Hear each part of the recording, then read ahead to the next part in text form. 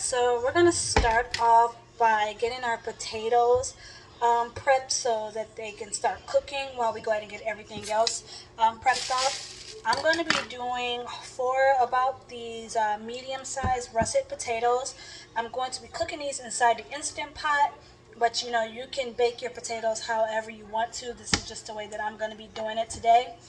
So I've already cleaned my potatoes, and now I'm just gonna use this fondue fork, and I'm gonna stab them, a couple times on each side, just like so. And it's really important to make sure that your potatoes are roughly about the same size, especially when cooking in an Instant Pot, because you want to make sure that they're going to be cooking evenly, and you won't have to go back, and keep adding more time. So I'm just going to go ahead and finish prepping these potatoes up, and then stick them in an Instant Pot. I'm going to let them cook for 15 minutes on high pressure, and then I'm going to let them naturally release for about 10 minutes or so. And it takes about 10 minutes or so for it to come up to pressure. So that's going to give me plenty time to get all of my other vegetables and everything like that prepped up.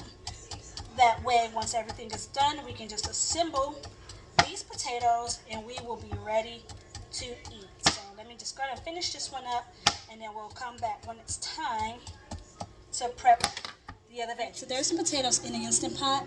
I did add a little bit of salt on them. I don't plan on crisping these after, so it'll give my skins a little bit of flavor, but you are more than welcome to pop these under the broiler to crisp up the skin. If you want to, like I said, you can cook your potatoes however you want. Just make sure that they're going to be nice and fluffy on the inside when it's time to actually prepare and put all the other toppings. Now, in addition to just having the potato, we're going to be cutting up a red pepper. I got one that has a little bit of orange and yellow in there. That way I can get more color without having to pay for 3 separate peppers. And then I also have a green pepper that also is varying a little bit on the color. And I'm going to go ahead, I'm going to get these chopped up into some strips. We have some mushrooms right here that I've already cleaned and just put in here for use later. Just make sure that those are good in there. I think they're good. They should be good. And then we have some onion right here. So we're going to go ahead and get all this stuff chopped up like so. So first thing, I'm just going to use this bag right here to put my trash in, because that's just going to make it cook a lot. Okay, so now that we have our onion, instead of making like the little squares, we're just going to slice this not too thin, but not too thick, because you want to be able to see the onion. So we're just going to go ahead and get this all sliced up like so. And I'm only going to use half an onion because I know the kids don't really like it, and I'm leaving them like this. That way it's easy for them to pick the onion pieces out. So this is about the size that we're going for with the onion. I'm going to go ahead and get those in here, and then I'm going to proceed to get everything else chopped up, and I'll show you what everything is looking like, and then we'll move on to the next step.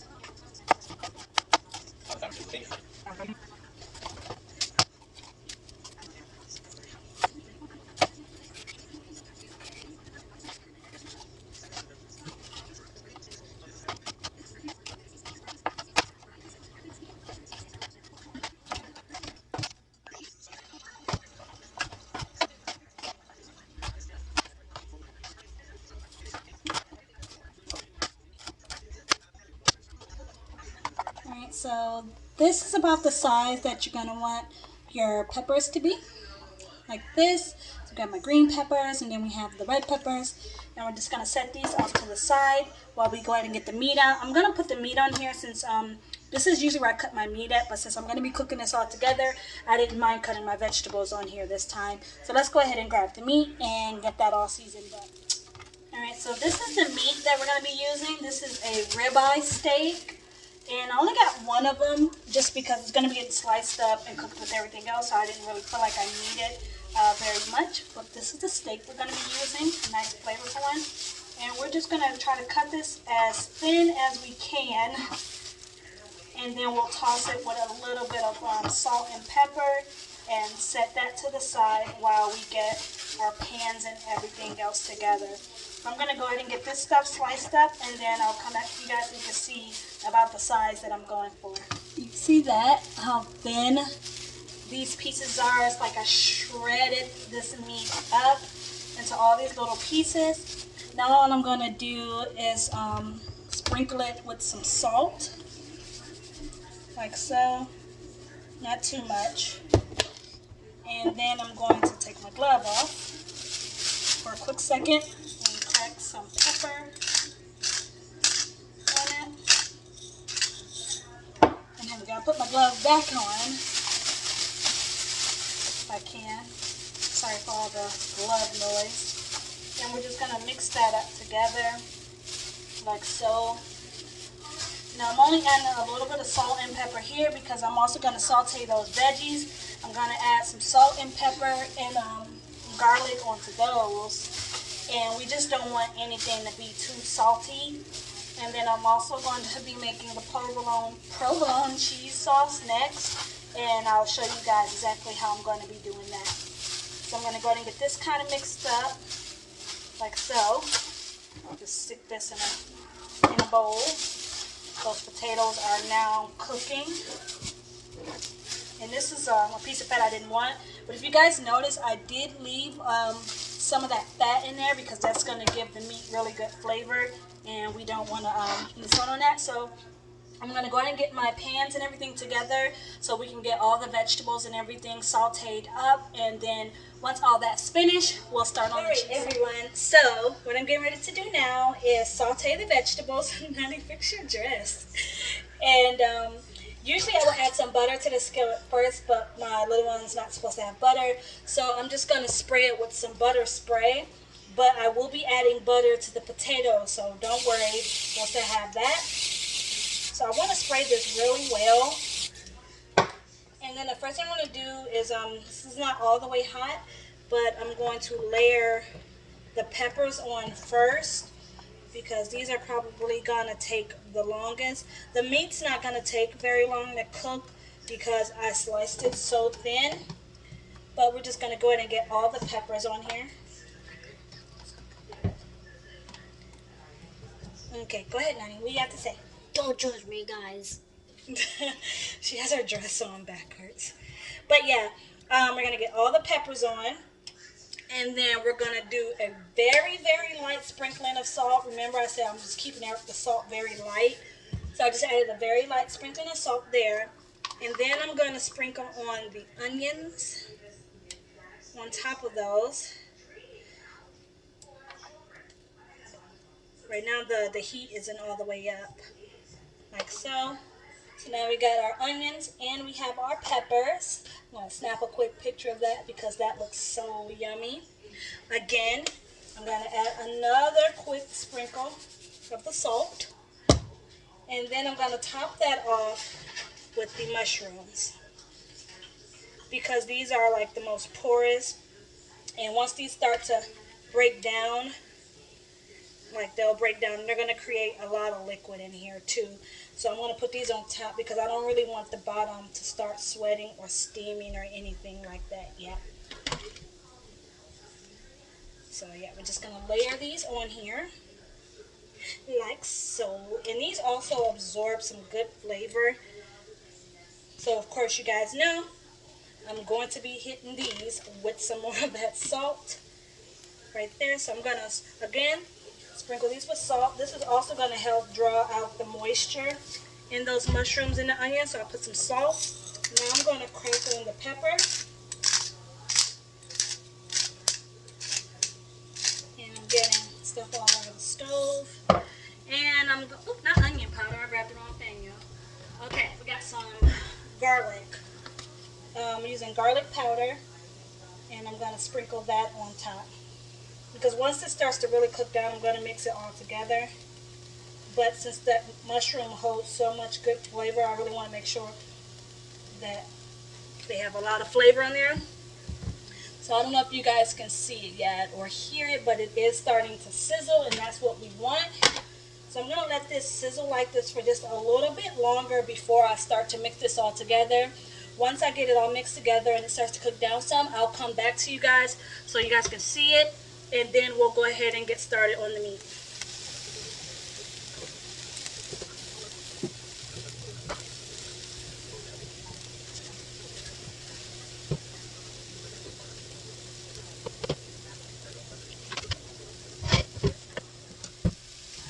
Okay, you guys, so this is about what we want the veggies to look like.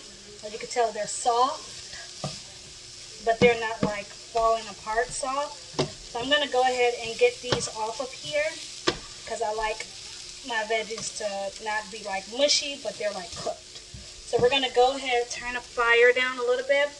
I'm going to remove these from the pan, spray it, and then we're going to go ahead and get the meat sauteed up. And I'll be right back with that. Alright, you guys, so I turned this down, but we have some carryover heat. I'm going to spray this really quick again with the butter spray. And then we're going to throw that ribeye on there. And I'm just going to increase the heat just a little bit because I know that this meat is going to bring it down. So we got the ribeye cooking on here, looking good, looking good.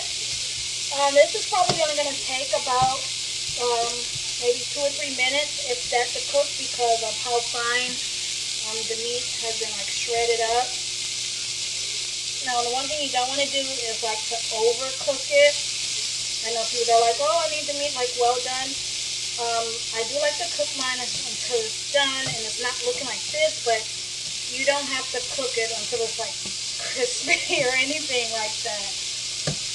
So I'm just going to let that cook for a little bit more time on this side, and I'm just going to flip it over, separate it again, let it cook on the other side, and then we'll combine this meat. Actually, you know what? I'm going to leave them separate. That way we can put the meat and then the veggies like that separately onto the potatoes. So we're going to go ahead and let this cook up, and I'll come back to show you what the meat looks like when it's done. Okay, everyone, so this is about what we want the meat to look like. I know under this light right here you can't really see it, but it has really good flavor, and it's done, and it's still juicy. So we're going to go ahead and remove this to the bowl with the juices and everything. You do not want this juice to go to waste. Like, that is very, very good flavor, and we're going to use that in our cheese sauce. So just stay tuned, and we'll get started on that cheese sauce, and then we'll start putting this potato together. Okay, so you guys, the baby woke up and was making a lot of noise, so I'm just going to voice over this part. So what we're doing right here is we're adding 2 tablespoons of butter and 2 tablespoons of flour into our pot to make a roux. And we're going to use this to flavor and to thicken our cheese sauce. So you just want to add that to the melted butter and cook it long enough for the bubbles to start to subside and to just cook away that raw flour taste. Because trust me, if you don't, you will be able to taste it when you go to use it in whatever dish you're going to use it in. Okay, so yeah, we're just going to go ahead and just let that cook down for a little bit. And instead of using milk, I went ahead and mixed up some beef broth. And I'm going to be adding in about 10 ounces of this, but I'm going to add it in a little bit at a time. So as you guys can see, I added in just a little bit, and then I'm going to stir that until it thickens. And I'm going to continue to do this, adding just a little bit, letting it thicken up, and do this until I get it to just the consistency that I'm looking for. And the consistency I'm looking for is just slightly thick. I don't want it to be too thick, but you also don't want it to be really watery, because we are going to be adding our cheese to this, and I want to give it a nice creamy, stringy, cheesy like taste and feel, kind of like you're making a fondue at this point. So I'm just going to go ahead and finish stirring this up until I get it all well blended and ready for me to get ready to add my cheese in.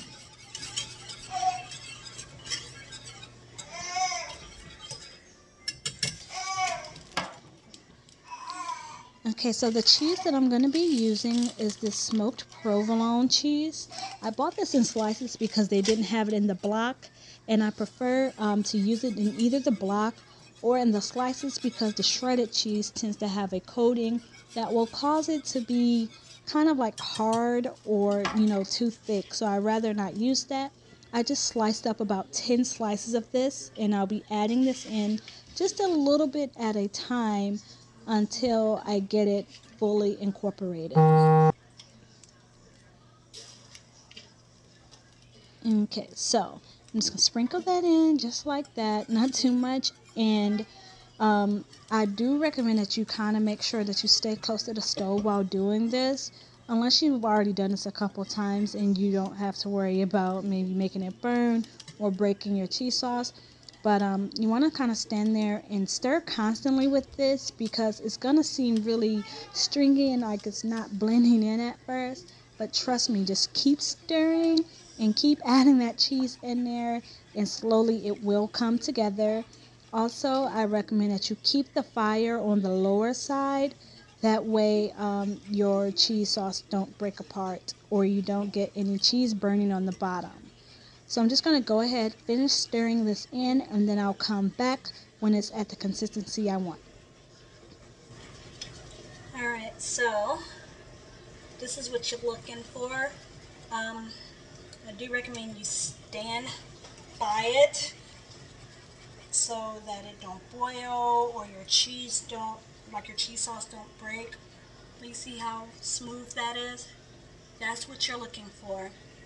And then you can turn this all the way down to low because you don't want it to get so hot that the cheese sauce breaks apart.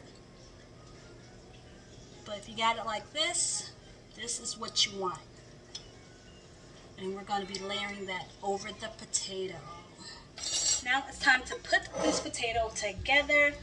My potato's all done right here, so I'm just going to cut it in half, like so. I like to give it another little cut that way, and then we're just going to push it like that.